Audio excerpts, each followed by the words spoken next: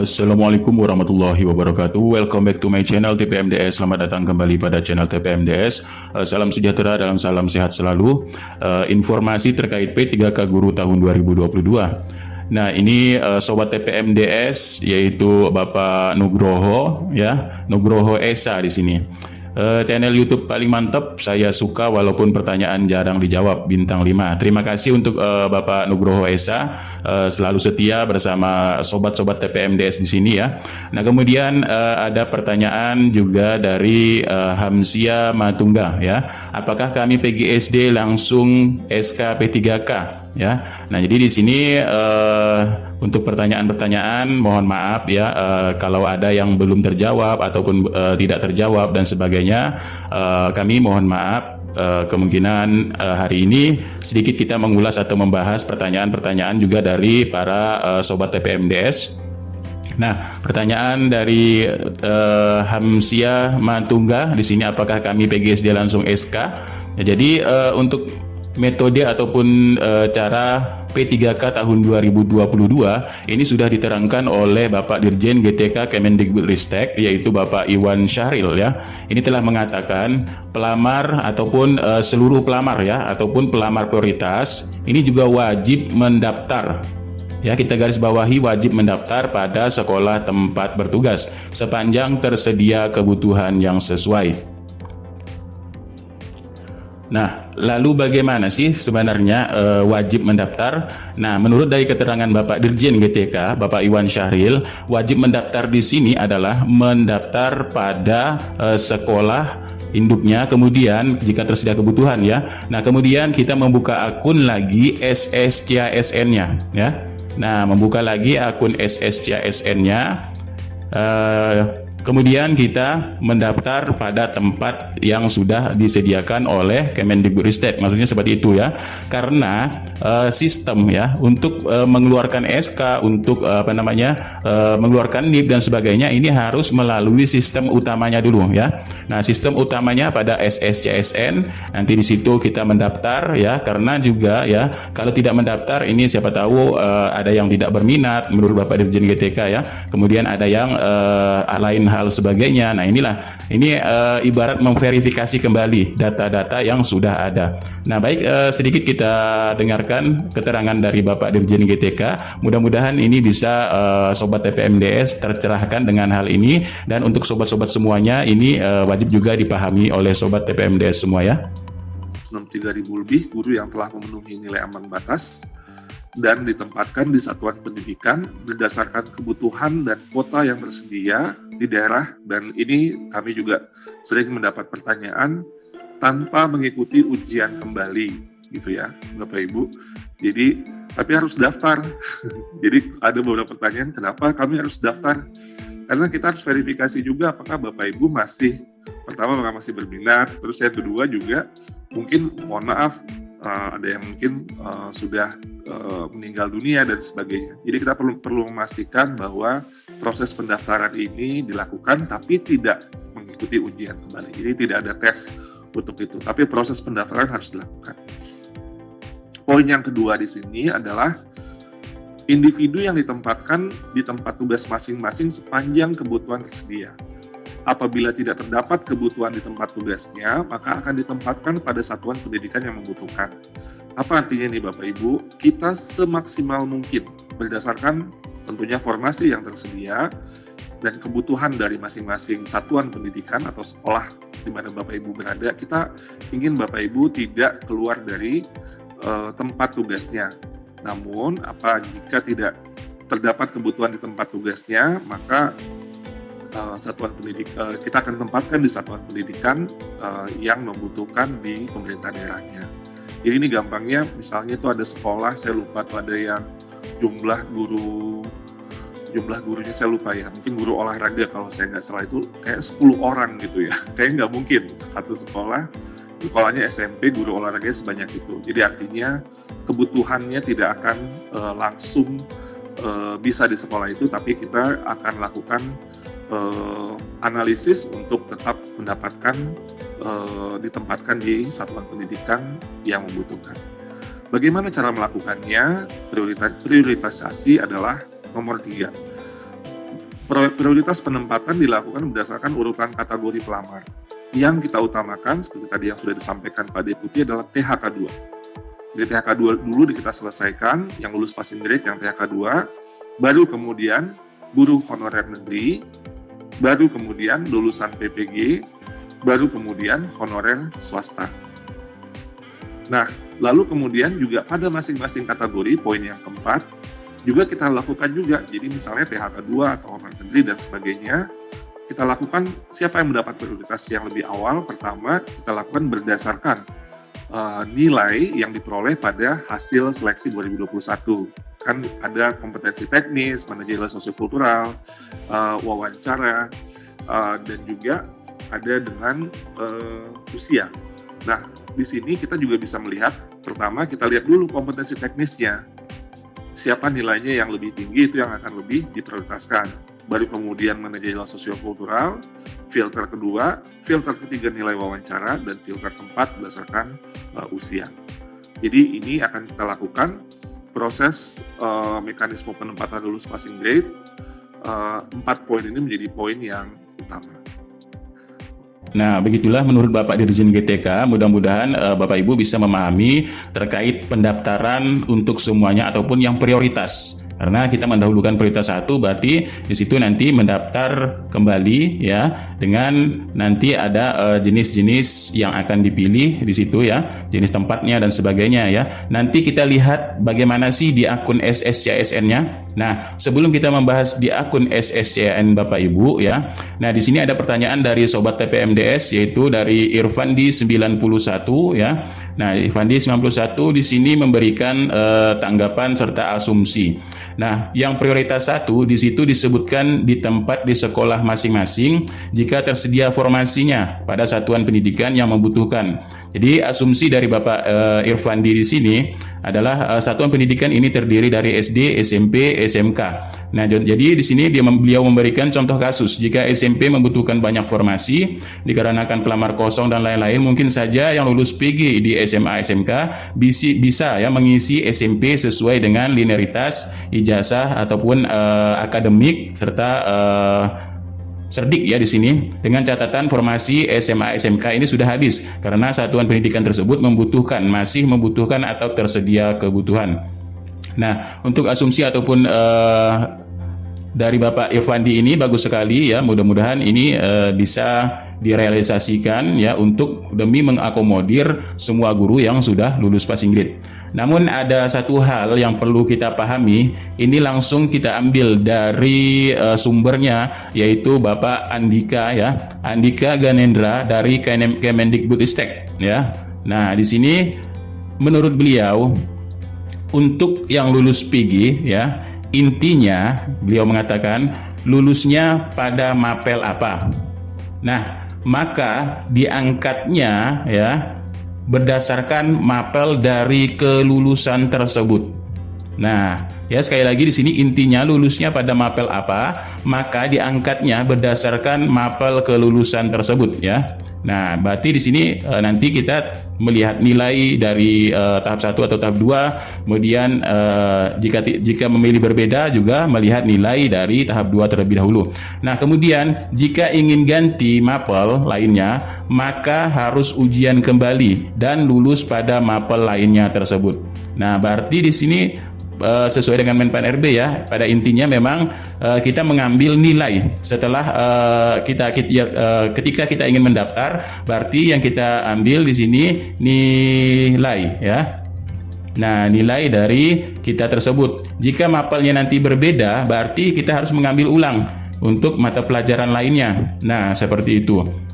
Lalu bagaimana sih di akun SSCSN-nya? Nah, Bapak Ibu, ini sebagai contoh, nanti di akun Bapak Ibu ya, di SSCSN, ketika Bapak Ibu mendaftar kembali ya, maka akan tertera di sini jenis guru ya, seandainya terdata di Dapodik, guru negeri, kemudian nilai-nilainya ini sudah ada semua ya. Nah, nilai-nilainya, kemudian mendapat prioritas atau tidak. Nah, ini belum berubah karena masih tahap sinkronisasi ya di SSCSN. Kemudian mendapat prioritas atau tidak. Nanti di sini mendapat ya kan. Nah, ya mendapat prioritas, kemudian mendapat afirmasi, kemudian aktif mengajar 3 tahun. Nanti di sini bisa berubah jika aktif 3 tahun ya seperti ini ya. Nah, seperti ini, paling singkat 3 tahun sampai dengan sekian-sekian ini ya nanti ya. Nah, jadi yang didahulukan memang yang terdata di Dapodik yaitu yang THK2. Nah, yang THK2 ini akan didahulukan seleksinya ya urutannya. Seleksinya ini tidak melakukan ujian kembali sesuai paparan Dirjen GTK, tapi akan melihat nilai ini ya. Nah, nilai-nilai yang sudah kita dapat dari tahap 1 ataupun tahap 2, kemudian yang berbeda ini akan dilihat dari tahap 2 terlebih dahulu. Nah ya, di sini nanti di sini memilih formasi ya. Nah, nanti akan memilih formasi. Jadi di sini paling singkat 3 tahun ya. Nah, ini adalah contoh di akun SSCSN Bapak Ibu ya. Nanti di sini keterangan mendapat prioritas ya. Nah, ketika mendapat prioritas nanti akan tertera ya di sini. Nah, itulah sedikit informasi terkait pada akun SSCSN-nya. Nanti lihat saja di akun SSCSN-nya tentang prioritas-prioritas Bapak Ibu sekalian ya. Nah, lanjut di sini. Sobat TPMDS, ini Bapak Sulpiadi ya, Sulpiadi ini yang sudah subscribe Sobat TPMDS. Nah, di sini menanyakan terkait yang aman, yang tidak aman yaitu daerah yang DAU-nya kurang sehingga tidak bisa mengusulkan formasi ke pusat. Nah, ya. Kemungkinan ini ada benarnya ini ya. Kemudian ada pertanyaan juga, Pak Admin minta tolong jelas-jelas sekolah induk kurang guru, kok tidak membuka formasi? Seandainya saya prioritas lalu terus kemana saya ingin melamar? Nah, untuk yang kedua, Ibu Sutia Purwaningsi, ini adalah penetapannya langsung dari Kemendikbudristek ya. Nah, kemudian sekolah induk kurang guru. Kemudian kenapa tidak membuka formasi? Ini ada juga keterkaitan dari Bapak Supiadi, yaitu karena daerah yang DAU-nya kurang sehingga tidak bisa mengusulkan formasi ke pusat. Nah, ya, menurut dari Bapak Supiadi demikian. Tapi kita bisa lihat juga ya. Nah, kita bisa lihat di sini. Kami juga sedikit kaget dengan pernyataan dari pengamat pendidikan yaitu Indra Karismiaji ya. Nah, ini telah lama sebagai pengamat pendidikan ya. Nah, mengatakan sepertinya akan banyak guru lulus PG P3K 2021 di 2022 ini akan menangis.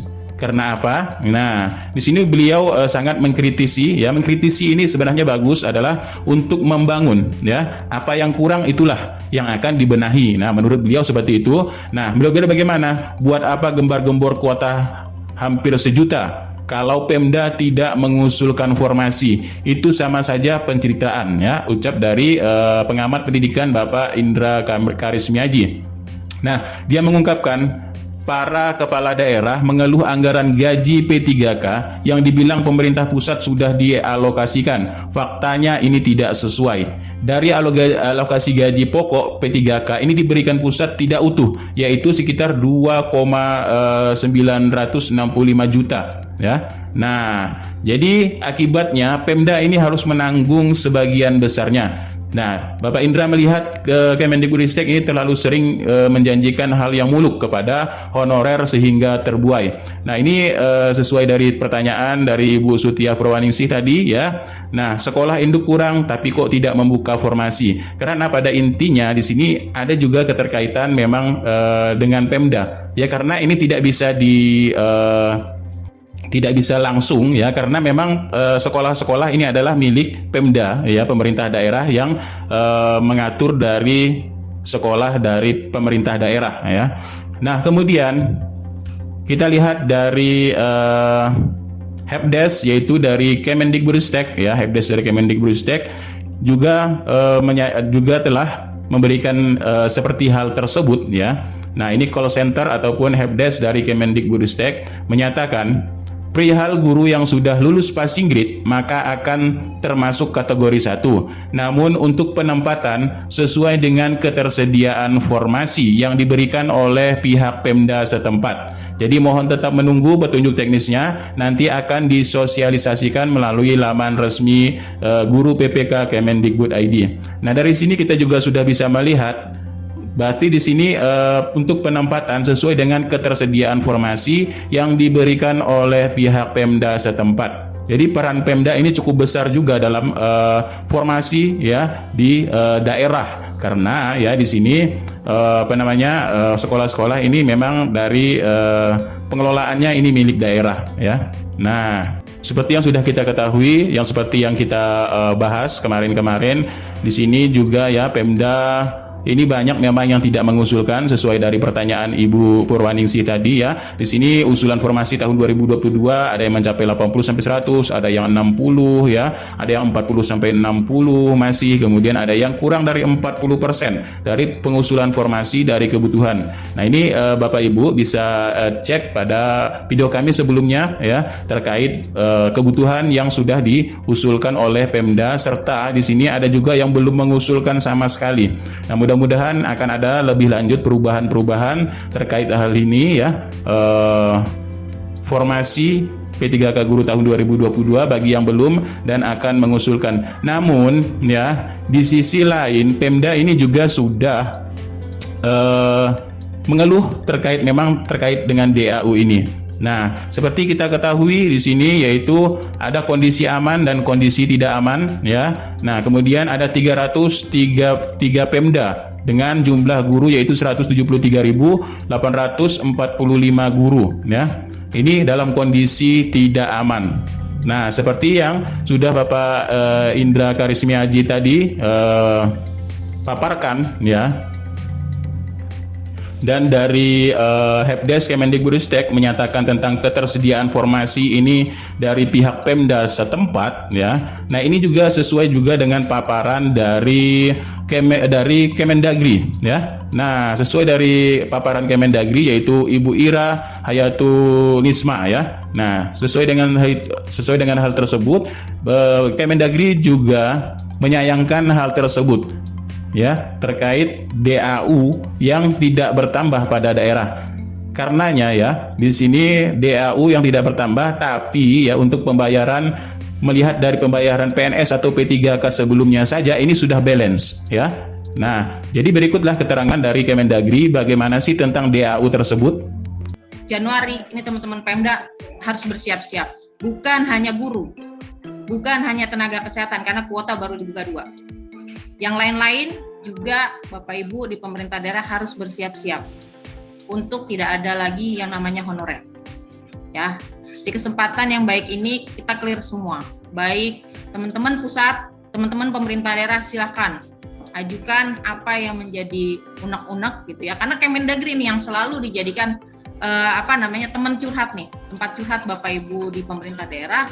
Sedangkan ketika penyusunan peraturan ini kita sudah berkali-kali warning, jelaskan kepada Pemda sepahit-pahitnya bahwa kalau memang untuk pembebanan P3K di 2022 itu top up-nya nggak full.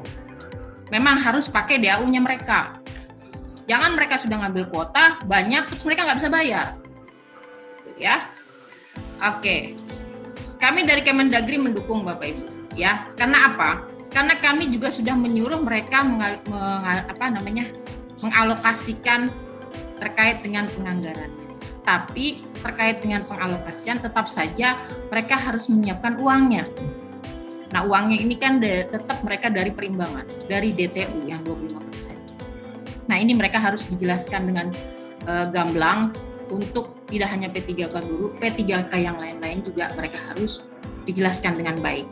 Dan bagaimana arah kebijakan Kemenpan, Kemenq untuk P3K ini juga harus jelas gitu ya.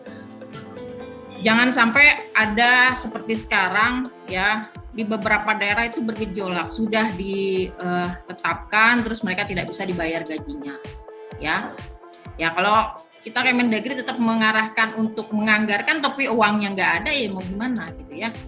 mereka nggak nyangka kalau mereka itu pendapatannya tidak sebesar apa yang mereka harapkan. Jadi hanya di atas kertas doang mereka mengatakan belanjanya ada, tapi uangnya nggak ada, yang nggak bisa belanja, gitu loh. Paham ya Bapak Ibu ya? Untuk DAU saja ini pastinya di atas dari dana transfer umumnya, ya pasti tambahannya adalah APBD. Nah, tambahan APBD ini yang untuk mereka itu kadang-kadang tidak siap gitu ya, teman-teman Pemda tidak siap ya, karena dari PNS saja mereka udah balance nih. Bapak Ibu lihat kabupaten kota terutama nih ya, udah balance, udah ngerasa balance, dan dia merasa nganggapnya itu DAU itu mau ditambahin untuk nambahin yang P3K. Ternyata tidak gitu ya. Akhirnya yang ini nih, yang 13,04 ini yang mereka harus nombokin dari APBD-nya mereka masing-masing. Nah, ini baru yang guru ya. Nanti untuk yang ke depan masih ada yang lain. Ini jangan sampai terjadi hal yang sama. Kita harus pikirkan baik-baik ya Bapak Ibu sekalian, supaya ke depannya ini tidak ada konflik ya, terutama para P3K jangan sampai demo ya. Kalau demo nih repot nih kita ya. Nanti apalagi kalau sampai presiden tahu ya permasalahan, belum lagi di-upload di medsos dan lain-lain, ini kurang nyaman Bapak Ibu ya. Jadi kita Nah, begitulah sedikit pemaparan dari Kemendagri. Mudah-mudahan setelah itu pemerintah daerah juga akan mempertimbangkan bagaimana terkait honorer pada daerahnya ya, kemudian mengakomodir semua yang honorer di Indonesia untuk diangkat menjadi ASN baik PNS maupun P3K. Nah, hal tersebut juga sudah sangat diwanti-wanti oleh PGRI ya, karena PGRI ini juga selalu mendapat informasi terkait hal-hal tersebut. Nah, kita lansir dari PGRI Jateng yaitu pada 9 Juni tahun 2022 ya. Nah, dari jumpa pers Provinsi Jateng, PGRI ingatkan pemerintah tentang kebijakan untuk guru honorer. Jadi PGRI juga berharap pemerintah pusat dan pemerintah daerah menunjukkan komitmennya menegakkan aturan yang mengangkat guru honorer menjadi P3K ini sebelum 28 November 2023. Ini sesuai dengan surat Menpan RB tentang penghapusan honorer ya. Nah, ini juga berlaku untuk tenaga kependidikan. Ini Semarang, yaitu Rabu 8 Juni 2022, yaitu dari Kemenfo PGRI Jateng. Nah, ini juga ya terkait dengan hal tersebut, PGRI Jawa Tengah telah melakukan telaah dan kajian khusus yang berkaitan dengan keberadaan guru honorer di sekolah negeri yang jumlahnya ini masih cukup banyak sekali ya. Nah, bagaimana nasib mereka pada tanggal 28 November 2023 ini? Mereka ini belum juga diangkat menjadi ASN. Jadi demikian diungkap dari Sekretaris Umum oleh PGRI Jawa Tengah ya, Dr. Randas ya Aris Munandar MPD, ini mewakili dari acara jumpa pers tersebut. Kemudian Ketua PGRI Jateng Prof Muhdi Shum ya, SHM ini selanjutnya mengungkapkan PGRI ini menaruh perhatian besar terhadap keluarnya Permenpan RB tersebut. Oleh karena dampaknya akan sangat berpengaruh terhadap nasib guru honorer yang kelangsungan pendidikan bagi peserta didik. Ini dijelaskan oleh Prof Muhdi, Permenpan RB tersebut telah menetapkan batas waktu keberadaan pegawai non ASN atau honorer ya, selambat-lambatnya 28 November tahun 2020. Ini harus berakhir dan tidak ada lagi. Nah, pada sisi lain, Prof Muhdi juga melihat penyelesaian guru honorer ini saat ini masih menyisakan banyak sekali masalah. Antara lain kebijakan pemerintah pusat untuk mengangkat guru honorer menjadi P3K dengan kuota 1 juta ini belum dapat dukungan penuh dari pemerintah daerah atau kabupaten kota. Ini terbukti dalam formasi 1 juta P3K tahun 2021, banyak daerah yang mengajukan dengan jumlah yang tidak sesuai dengan kebutuhan yang ditetapkan. Ini juga ya alasan mereka masih sama ya, untuk akan membayar gaji guru itu siapa. Nah, meskipun pemerintah pusat telah menegaskan anggaran P3K itu dari pusat, jadi ini menunjukkan bahwa pemerintah daerah saja ini tidak percaya dengan pemerintah pusat. Bagaimana dengan persoalan guru honorer? Ini akan bisa selesai jika kebijakan pemerintah pusat tidak didukung oleh daerah. Nah, jadi Prof Muhdi juga menjelaskan dia berharap pemerintah pusat dan pemerintah daerah ini bersama-sama menunjukkan komitmennya ya menegakkan aturan mengangkat guru honorer menjadi P3K sebelum 28 November 2023 ini tentang penghapusan honorer. Dan ini juga berlaku dengan tenaga kependidikan ya. Memang tenaga kependidikan ini belum juga selalu mendapat perhatian untuk menjadi ASN P3K ya. Jadi bagaimana untuk nasib mereka? Kemudian kalau mereka tidak diangkat menjadi PNS atau P3K, berarti ya pemerintah ini tidak bertanggung jawab. Jelas dari Prof Muhdi. Jadi dampaknya selain guru honorer akan kehilangan pekerjaan, juga proses pendidikan ini akan berhenti karena banyak kelas yang tidak ada gurunya. Nah, kalau pendidikan ini berhenti, siapa yang dirugikan? Tentunya masyarakat, bangsa, dan negara yang akan menanggung akibatnya. Nah, seperti persoalan tadi tentang daerah yang ini kesulitan tentang DAU ya, tentang pembayaran gaji karena tahun sebelumnya aja sudah balance ya, sudah lebih besar anggarannya dan udah nombok dengan APBD-nya ya. Nah, lalu bagaimana sih sinkronisasi dengan pemerintah pusat tersebut ya. Nah, jadi ini sudah banyak juga didesak dan wanti-wanti dari PGRI pusat ya.